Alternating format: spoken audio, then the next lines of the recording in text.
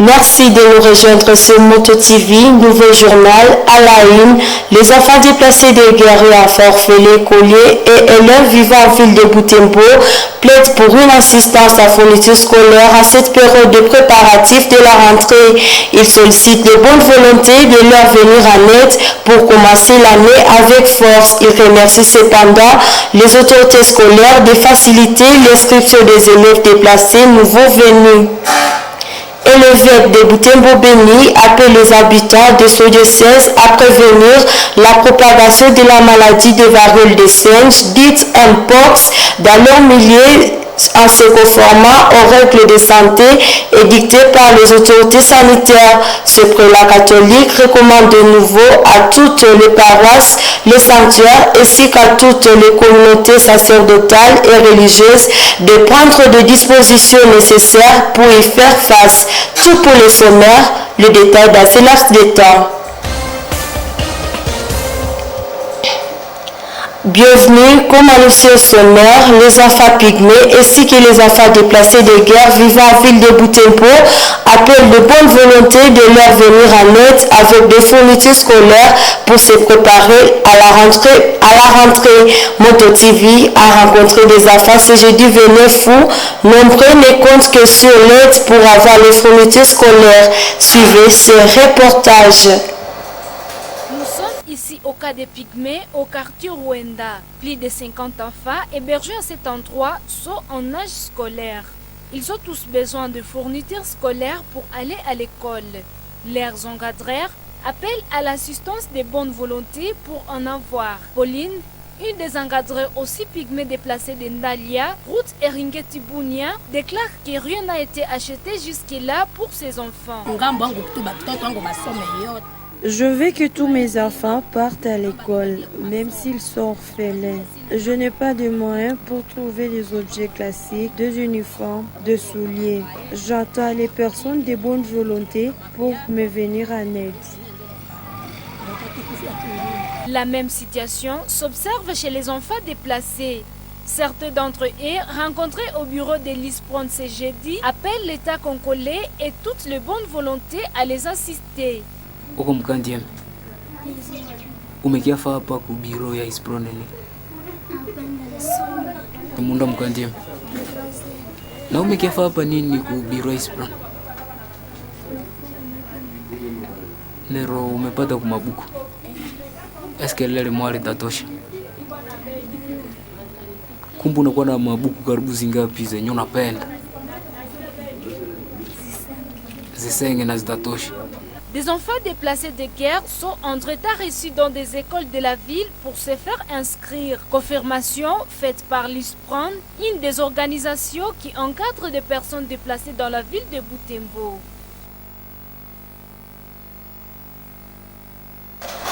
Entre-temps, l'intégration sociale pour la promotion des nécessités ISPRON à travers son secrétaire exécutif, Madame Kainde Marie-Jeanne, s'est dit satisfaite du comportement des autorités scolaires de sous-division de Butembo. Elle salue l'implication du prophète pour l'inscription sans document des enfants déplacés dans les écoles de leur milieu.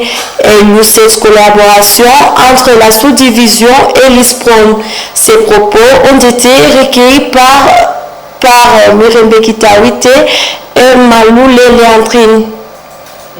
Je dois leur dire qu'il faut qu'ils acceptent les déplacés très facilement. Les déplacés qui sont identifiés, bien sûr. Il y en a d'autres qui profitent de cette occasion pour aller aussi dire qu'ils sont aussi des déplacés. Il faut qu'on demande le macaro. Et on donne le macaro à un déplacé qui est identifié par les chefs et par nous. Puisqu'un parent, quand nous les recevons avec la recommandation du chef, nous demandons s'il a des enfants à scolariser. Alors il faut qu'il se base de ces macarons. Alors la difficulté que nous avons, ce sont les fournitures scolaires. Oui, il y en a des bonnes volontés qui nous avaient donné des cahiers, des stylos. Nous avons distribué ces fournitures le mardi passé. Vraiment, nous disons merci. Alors, ça n'a pas suffi. Vous voyez que les autres arrivent aujourd'hui même. Et on avait déjà distribué, c'est que les autres n'ont rien. Alors, il faut que les bonnes volontés nous aident avec quelques fournitures scolaires. Ces enfants n'ont pas aussi d'uniforme. Les enfants n'ont pas de souliers. Alors, si on a quelque chose et qu'on arrive ici à la cathédrale, nous sommes là. Et le bureau est permanent du lundi au samedi.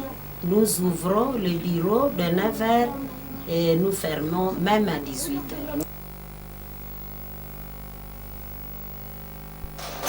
Comme je l'ai dit au sommaire, croissance du taux de contamination du Mpox en République démocratique du Congo, l'évêque du diocèse de Butembo-Beni exhorte les chrétiens de son diocèse à respecter les mesures édictées par le prestataire de santé. C'est pour éviter la contamination dans la région. Détail dans ce récit de Grâce Kaniki.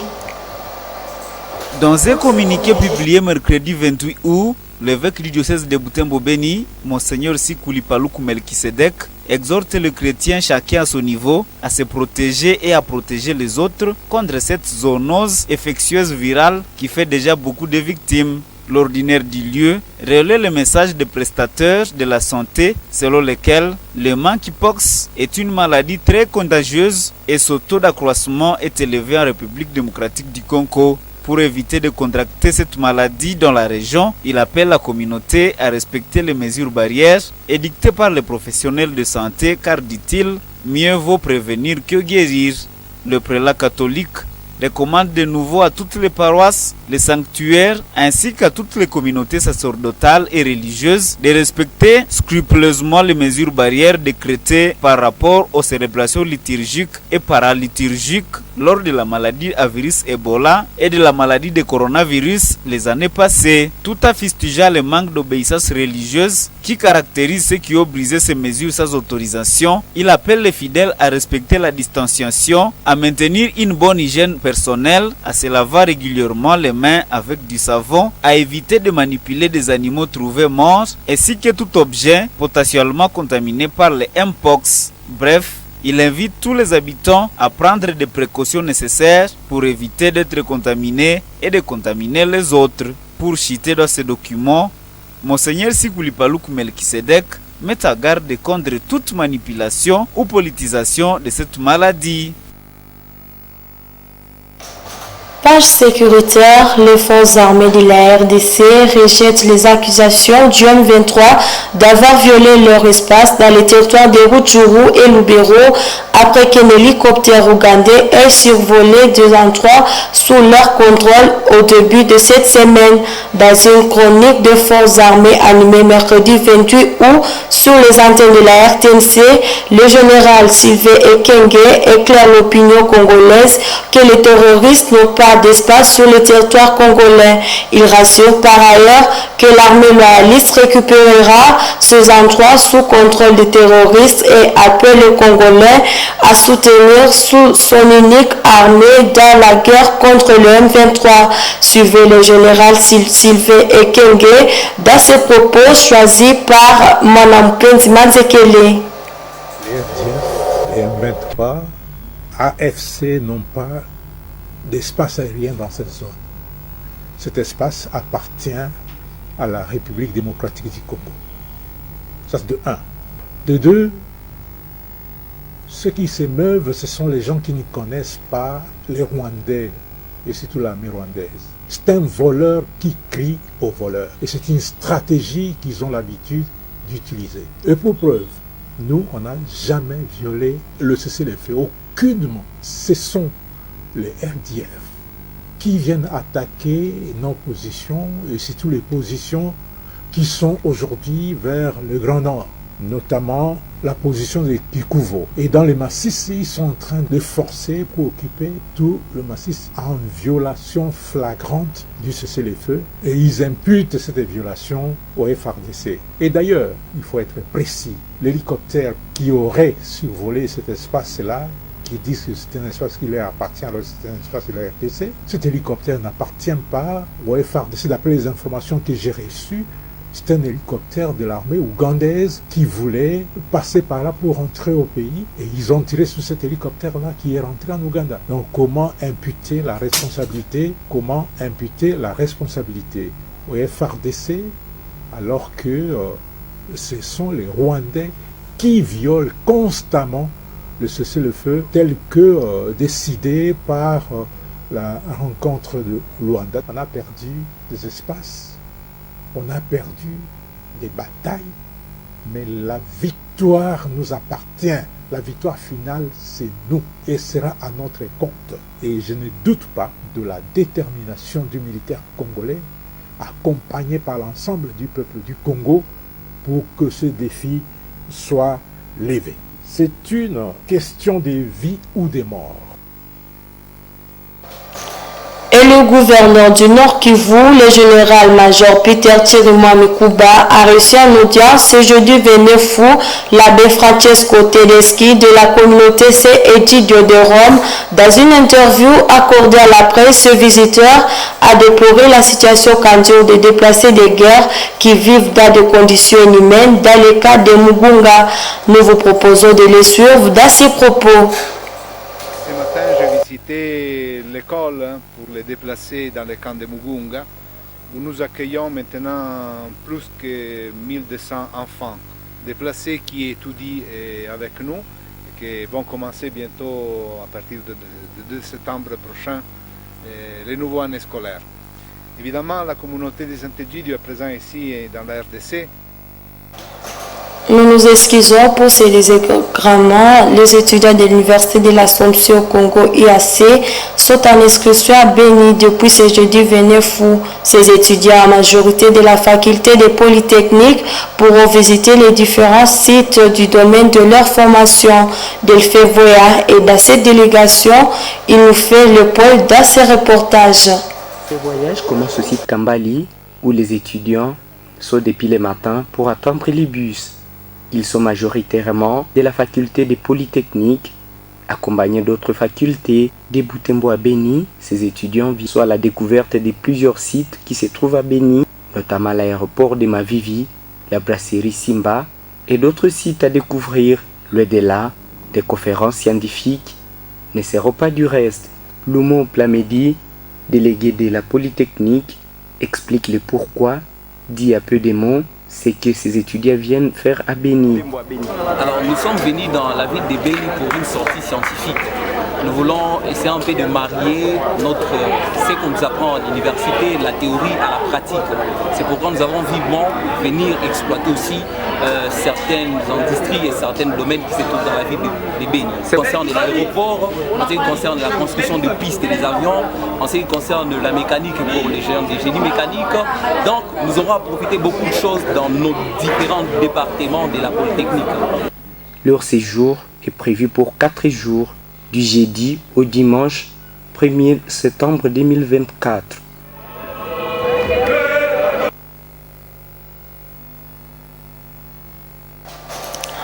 Chaque 29 août, l'Église universelle célèbre Jean-Baptiste le martyr. Pour comprendre sa vie jusqu'au martyr, le père Achille Moussabingo, préfet de l'Institut technique industriel de Mahamba, a expliqué que Jean-Baptiste est le grand prophète qui avait préparé la venue de Jésus-Christ sur terre.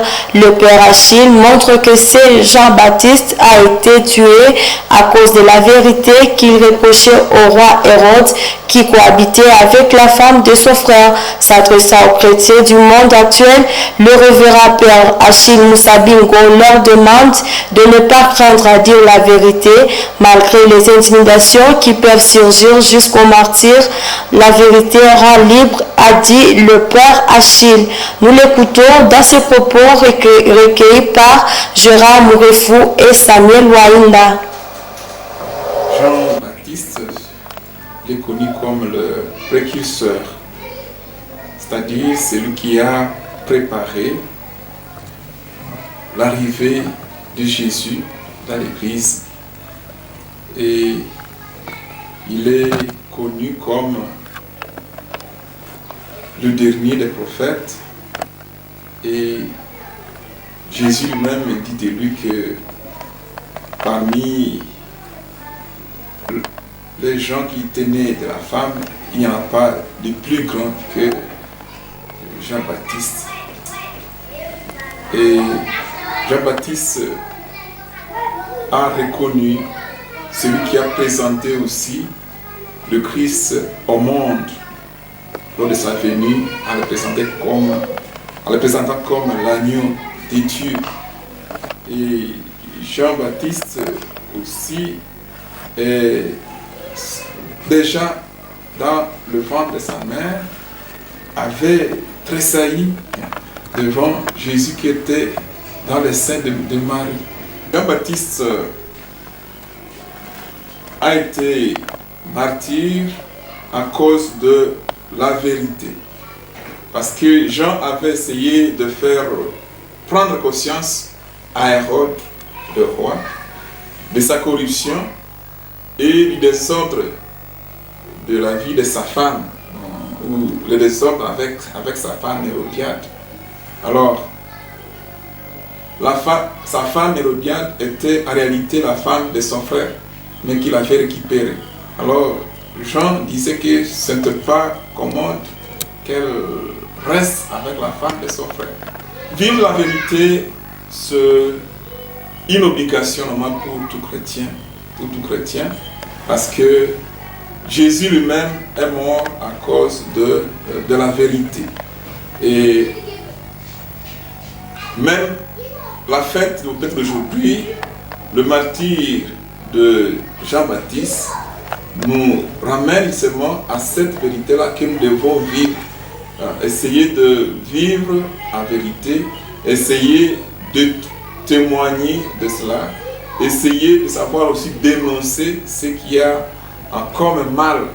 Et je crois que le martyr de Jean-Baptiste met aussi en lumière la qualité du prophète, parce que le prophète c'est aussi celui-là qui sait dire la vérité, qui ne crée pas des intimidations.